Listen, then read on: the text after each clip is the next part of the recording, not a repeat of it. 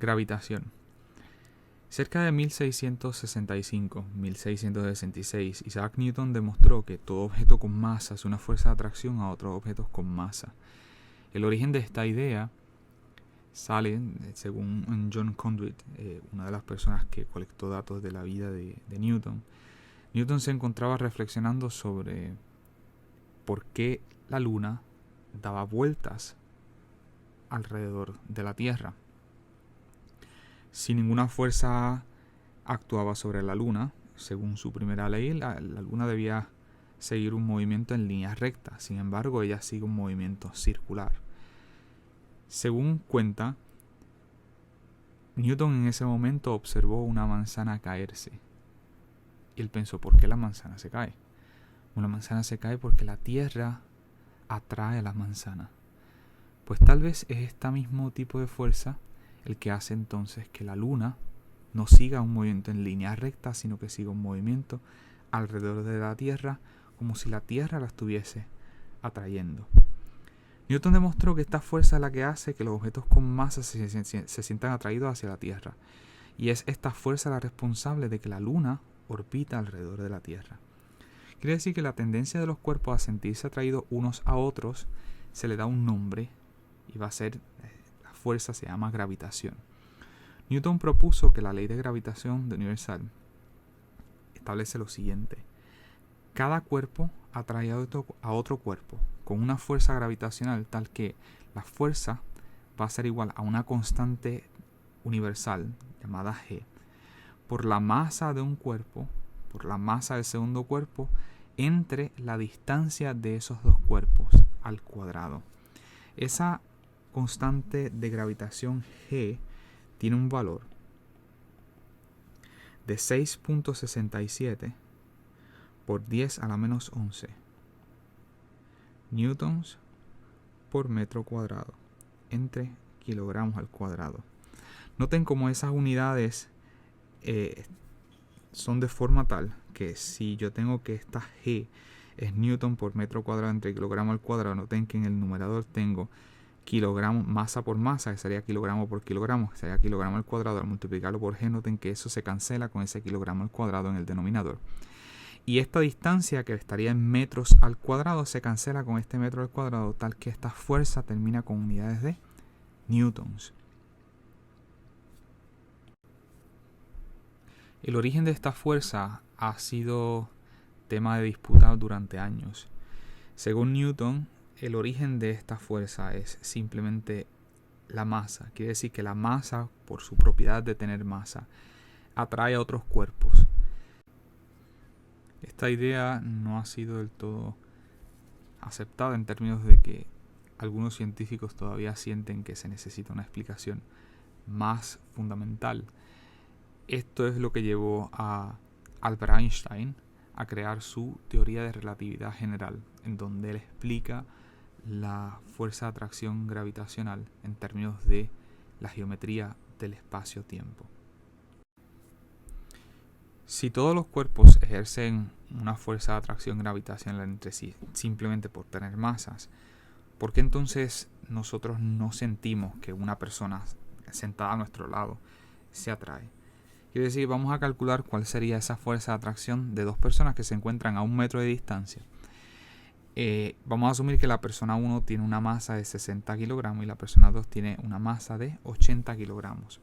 Noten que la magnitud de esa fuerza de atracción, según Newton, sería la fuerza de atracción F es igual a la constante G por la masa de la primera persona, la masa de la segunda entre la distancia entre ellos dos. Vamos a llamar que esta persona va a tener masa 1 y la segunda tiene masa 2, en donde este tiene 60 kilogramos y este tiene 80 kilos. Esa fuerza de atracción sería igual a 6.67 por 10 a la menos 11 newtons por metro cuadrado entre kilogramo al cuadrado por la masa de la primera persona, que sería 60 kilogramos, por la masa de la segunda, que es de 80 kilos, entre la distancia entre los dos, que vamos a asumir que se encuentran a 1 metro de distancia, al cuadrado. Noten que la magnitud de esta fuerza es igual a 3.20 por 10 a la menos 7 newtons. Noten la magnitud. Ese orden de magnitud es por 10 a la menos 7. Quiere decir que eso es 0.0000032 newtons. Como pueden ver, la magnitud de esa fuerza de atracción es extremadamente pequeña. Y noten que esas dos masas no son los únicos cuerpos que nosotros tenemos alrededor. Hay un cuerpo mucho más grande que está atrayendo a los cuerpos alrededor. ¿Y esa es quién? Esa es la Tierra. Noten que si nosotros ponemos en perspectiva esa fuerza de atracción de la Tierra, noten que la fuerza de atracción de la Tierra hacia los cuerpos, eso es lo que precisamente nosotros llamamos como el peso. Quiere decir que, vamos a suponer la primera persona, esa fuerza de atracción de la Tierra, vamos a llamarle el peso de la primera persona. Noten que ese peso de la primera persona sería la masa de esa persona por la aceleración gravitacional. Quiere decir que eso sería igual a 60 kilos por 9.81 metros por segundo al cuadrado. Y como pueden ver, 60 por 9.81, eso es 588.6 newtons. Debe ser natural que entonces esa fuerza de la Tierra hacia los cuerpos es mucho más grande comparada entre la fuerza de atracción entre dos personas. Por lo tanto, la fuerza más notable en términos de la suma de toda esa fuerza neta es prácticamente actuando sobre el cuerpo hacia abajo. Por eso es que nosotros nos sentimos que nosotros colapsamos entre sí, ¿verdad? Por la atracción entre los dos cuerpos de dos personas. La dirección de esa fuerza de atracción, esa fuerza gravitacional, vamos a suponer que tenemos dos objetos. Vamos a llamarle a este 1 y a este el objeto 2. Noten que el cuerpo 1, la fuerza de atracción sobre el cuerpo 1 provocada por el cuerpo 2, sobre el cuerpo 1 provocada por el cuerpo 2. El cuerpo 2 lo atrae. Por lo tanto, esa fuerza de atracción es hacia la derecha. Vamos a llamarle a esa. Y noten la nomenclatura que se utiliza. Esa es la fuerza en el cuerpo 1 provocada por el cuerpo 2. Sin embargo, la fuerza en el cuerpo 2 provocada por el cuerpo 1 es el cuerpo 1 lo está trayendo, por lo tanto esa fuerza es hacia la izquierda. Quiere decir que a esa fuerza del cuerpo en el cuerpo 2 provocada por el cuerpo 1 se escribe F2 en el cuerpo provocada por el cuerpo 1. Quiere decir que el primer suscrito es el cuerpo que siente la fuerza y el segundo es quien atrae o quien provoca esa fuerza de atracción. Y noten que esa fuerza de atracción en el cuerpo 1, si fuésemos a escribirla, la fuerza en el 1 provocada por el 2 sería igual a la constante G por la masa 1, la masa del 2, entre esa distancia del 1 al 2 al cuadrado. Y noten que si fuésemos a calcular la fuerza del 2 en el 1, eso sería igual a G por la masa 2 por la masa 1 entre la distancia del 2 al 1 al cuadrado. Y como pueden ver, esa fuerza de atracción tiene exactamente la misma magnitud. Naturalmente, la distancia, la dirección de cada una de esas fuerzas es distinta, pero la magnitud es la misma. 1000. La gravedad cerca de la superficie de la Tierra. Noten que un objeto parado en la superficie de la Tierra siente la atracción gravitacional de la Tierra. Esa atracción gravitacional de la Tierra en el objeto es lo que nosotros interpretamos o conocemos como el peso. Quiere decir que una persona parada en la superficie de la Tierra, esa fuerza de atracción entre la persona y la Tierra podría escribirse fuerza de atracción entre la persona y la Tierra sería igual a la constante de gravitación universal G por la masa de la persona por la masa de la Tierra, por la separación entre esas dos personas. Y noten que si la persona se encuentra en la superficie de la Tierra, la separación entre ellos, la masa completa de la Tierra, podemos pensar como que está en el centro. Por lo tanto, esa distancia entre los dos sería exactamente el radio de la Tierra al cuadrado. Pero esa fuerza de atracción nosotros la conocemos como el peso de la persona. Por lo tanto, esta fuerza de atracción podemos igualarla al peso de la persona. Y ese peso de la persona nosotros podemos escribirlo como la masa de la persona por esa aceleración gravitacional de la Tierra. Por lo tanto, esta relación nosotros podremos escribirla como G, la masa de la persona, la masa de la Tierra, entre el radio de la Tierra al cuadrado va a ser igual al peso de la persona, que va a ser la masa de la persona, por la aceleración gravitacional que ejerce la Tierra. Noten que esa masa de la persona se nos cancela y nos queda una relación para esa aceleración gravitacional de la Tierra, en donde esa aceleración gravitacional de la Tierra podría escribirse como la constante universal G por la masa de la Tierra entre ese radio de la Tierra al cuadrado. Y noten que esa masa de la Tierra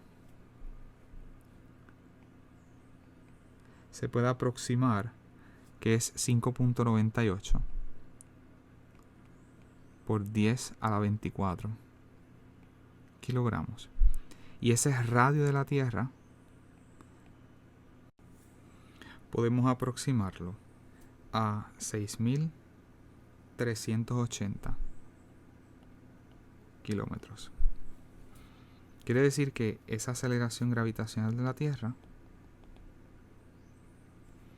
podríamos encontrar que sería igual a 6.67 por 10 a la menos 11 newtons por metro cuadrado entre kilogramo al cuadrado por la masa de la Tierra, que sería igual a 5.98 por 10 a la 24 kilogramos entre ese radio de la Tierra, que sería igual a 6.380 por 10 a la 3 metros al cuadrado.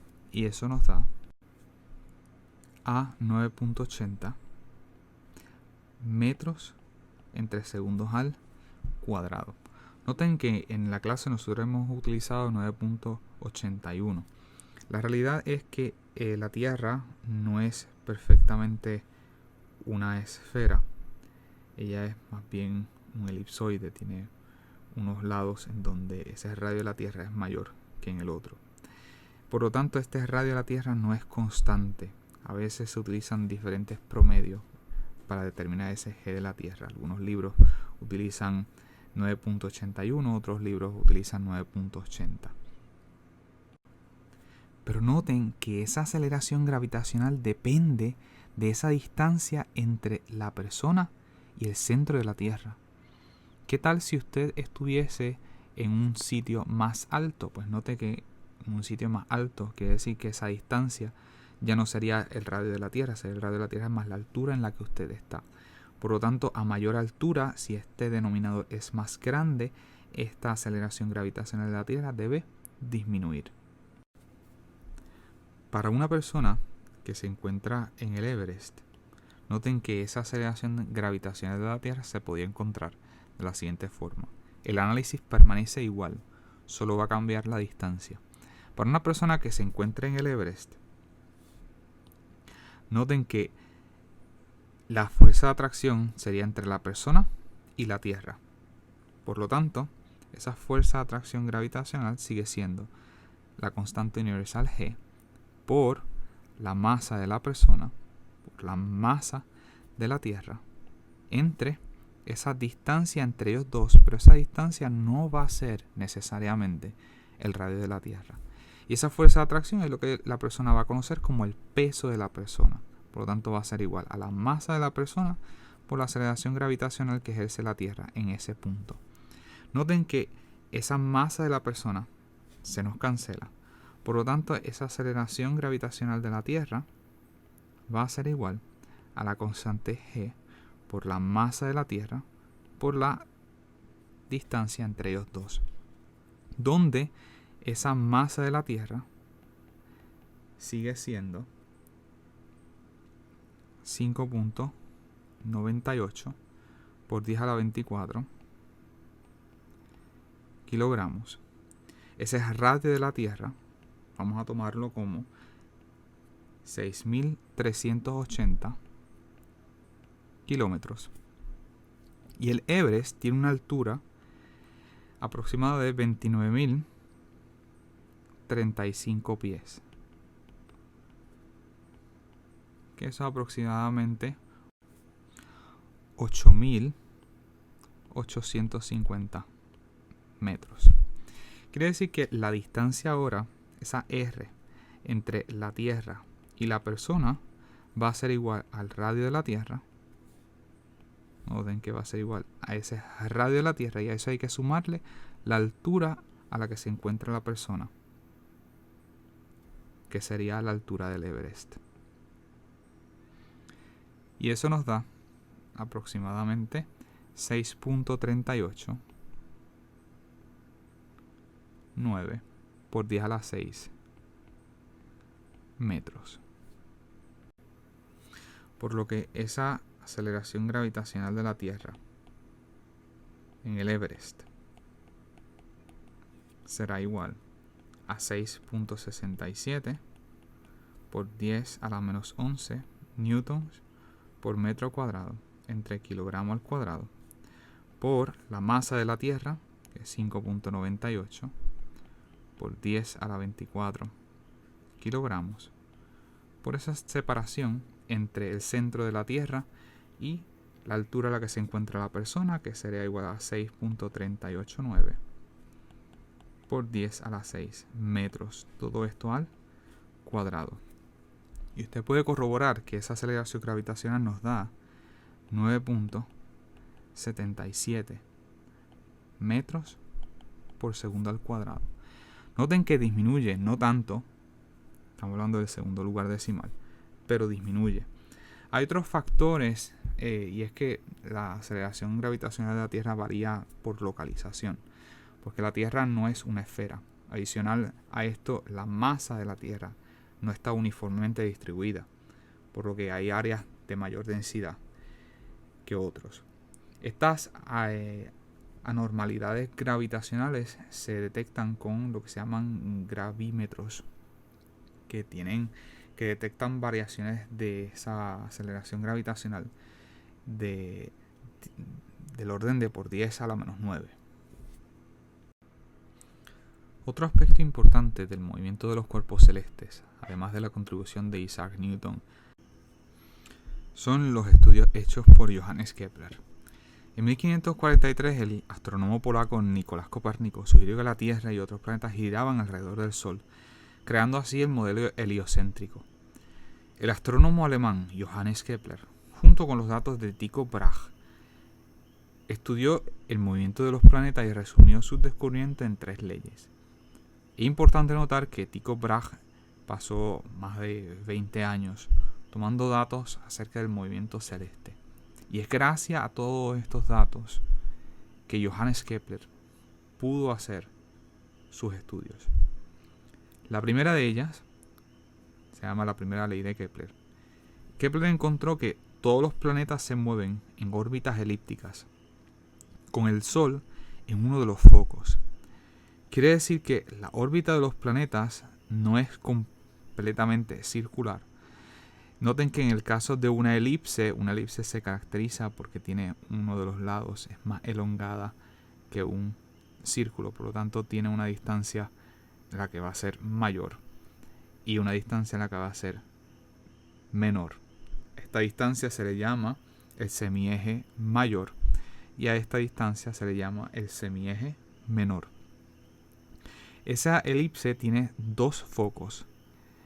Y noten que el Sol, Johannes Kepler encontró que el Sol puede ocupar cualquiera de las 2 posiciones de los focos. Una vez el Sol ocupa una de esas posiciones de los focos, los planetas giran en esa órbita elíptica.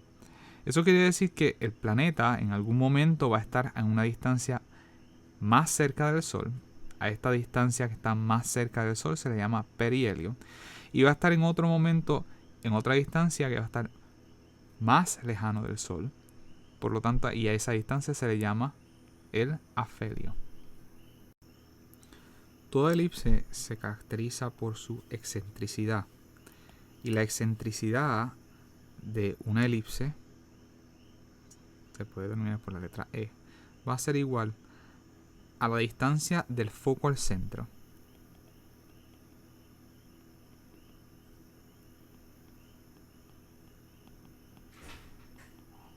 entre ese semieje mayor. Noten que justo cuando esta distancia del foco al centro se haga cada vez más pequeña, esta órbita se va a acercar más a un círculo. Resulta que para la mayoría de los planetas esa excentricidad está cerca de 0. Noten que si es cerca de 0, eso lo que implicaría es que esta distancia del foco al centro es bien pequeña. Por lo tanto, las órbitas, este dibujo es algo exagerado porque la órbita real de la Tierra es aproximadamente circular. De hecho, tal que esa excentricidad en el caso de la Tierra es igual a 0.017.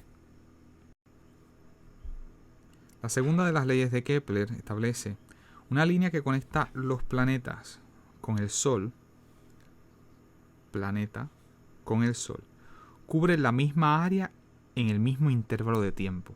Noten que si el Sol está en esta posición, el planeta estaría dando vueltas en esa órbita. Quiere decir que él encontró, supongamos que el planeta va desde la posición P3 a la posición P4, supongamos en un mes. Quiere decir que él cubre desde este punto hasta este punto una área que vamos a llamar área 2. Pues resulta que cuando el planeta se encuentre en este otro punto, del punto 1 al punto 2, si en un mes le tomó cubrir esta área, cuando recorra del punto 1 al punto 2, debes recorrer en un mes la misma cantidad de área. El problema es que aquí está más lejano y aquí está más cercano. Por lo tanto, para en un mes cubrir la misma cantidad de área, en esta parte de P1 a P2 tendrá que recorrer una distancia, ese arco, esa distancia que tiene que recorrer tiene que ser mayor. Por lo tanto, si tiene que recorrer una mayor distancia, el planeta debe moverse más rápido cuando esté más cerca del Sol, mientras que cuando esté más lejano del Sol, como esa distancia R es mayor para cubrir la misma área, entonces deberá recorrer una distancia menor en su órbita, tal que en el mismo tiempo el planeta recorra la misma cantidad de área. La tercera de las leyes de Kepler se conoce como la ley de los periodos y establece que el cuadrado del periodo de un planeta es proporcional al cubo del semieje mayor. Noten que eso establece que el cuadrado de ese periodo, y noten que el periodo es el tiempo que a un planeta le toma dar una vuelta alrededor de su órbita, es proporcional a ese semieje mayor al cubo. Noten que ese semieje mayor es la distancia del centro hasta aquí.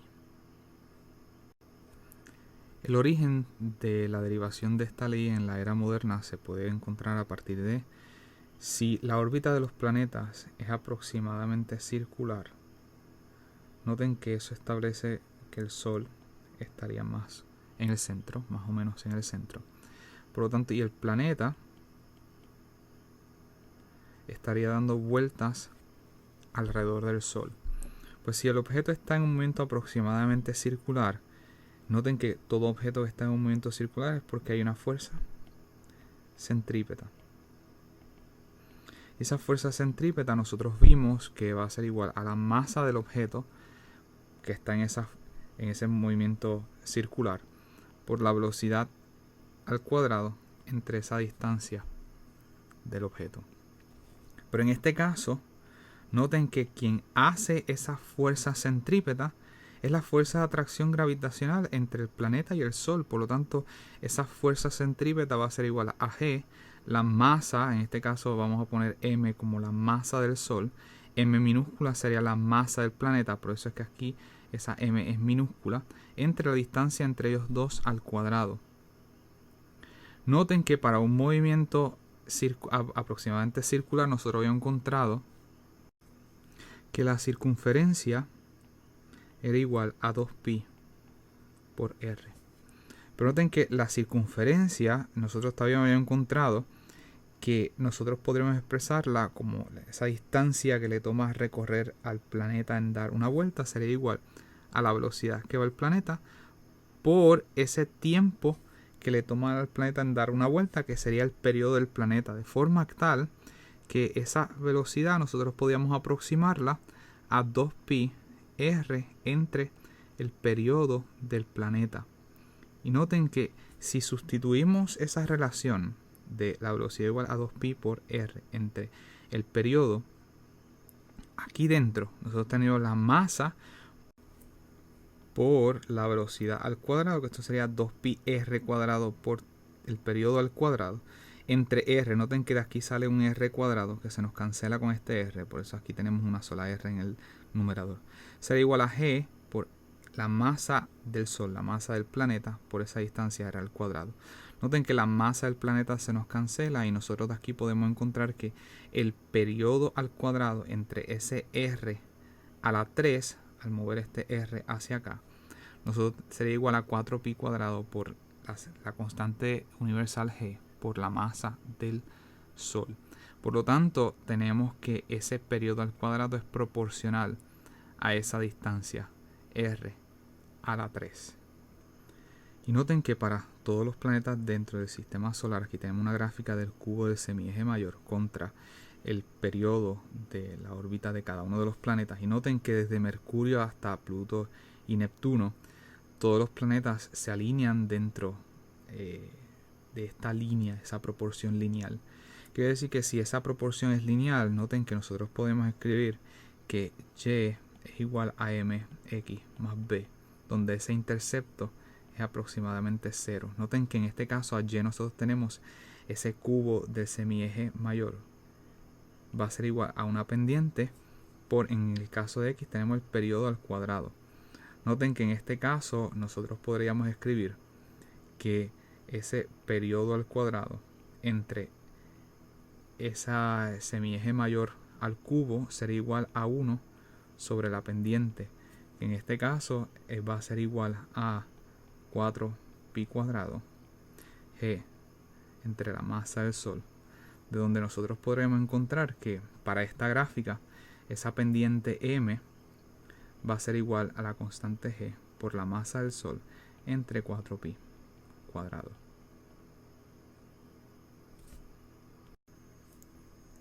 Al estipular la primera ley de Kepler, nos damos cuenta que si el planeta está en una órbita elíptica, va a haber un punto en que el planeta está más cerca del Sol y un punto en que el planeta está más lejos del Sol. Esto nos puede llevar a pensar que entonces las estaciones del año tienen alguna relación en que tal vez en verano es porque el planeta se encuentra más cercano al Sol e invierno sea porque el planeta se encuentra lejano al Sol. Pero entonces recuerden que cuando es verano para el hemisferio norte, en Argentina están en invierno. Entonces, ¿cómo es esa relación? ¿Qué es lo que provoca que tengamos verano e invierno? La realidad es que eso se debe a que la Tierra tiene una inclinación. Esa inclinación es aproximadamente de 23.5 grados. Eso quiere decir que si la Tierra tiene una inclinación, y noten que hay dos movimientos, está el movimiento rotacional donde este eje se queda fijo y la Tierra da vueltas alrededor de ese eje, esa es rotación. Y hay otro movimiento, es que además de la rotación de la Tierra sobre su propio eje, la Tierra tiene un movimiento de traslación alrededor del Sol. Noten que cuando la Tierra, vamos a enfocarnos en este dibujo en la parte superior, noten que cuando la Tierra comienza en su rotación, en esta posición, la luz del Sol viene en esta dirección. Y noten que aunque ella dé vueltas alrededor de su eje, esta parte de la Tierra siempre va a tener luz. No importa que haya pasado 24 horas.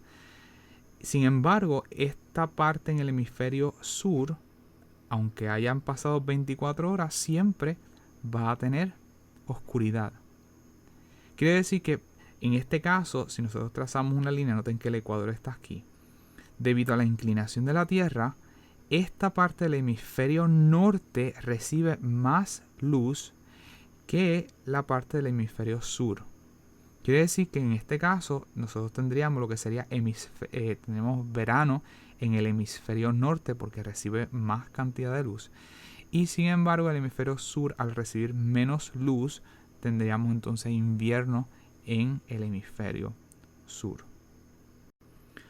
Noten que es precisamente por esta inclinación de la Tierra que en este periodo todos estos países cerca del polo norte van a tener cerca de 4 a 5 meses en donde van a tener luz durante las 24 horas del día.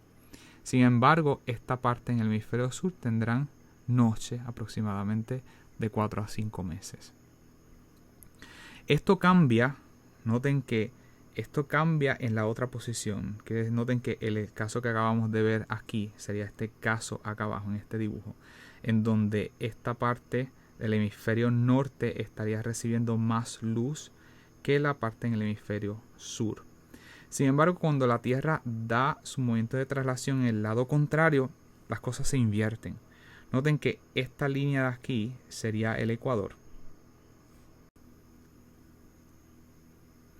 Por lo que a medida que la Tierra tiene rotación sobre su propio eje, ahora quien más recibe luz es el hemisferio sur. Sin embargo, el hemisferio norte va a recibir menos luz. Por lo tanto, ahora para el hemisferio sur será verano, mientras que para el hemisferio norte sería invierno. Y esa es la verdadera razón de las estaciones del año. Noten que si la Tierra no tuviese una inclinación, ese eje de rotación fuese vertical, entonces no tendríamos estaciones del año.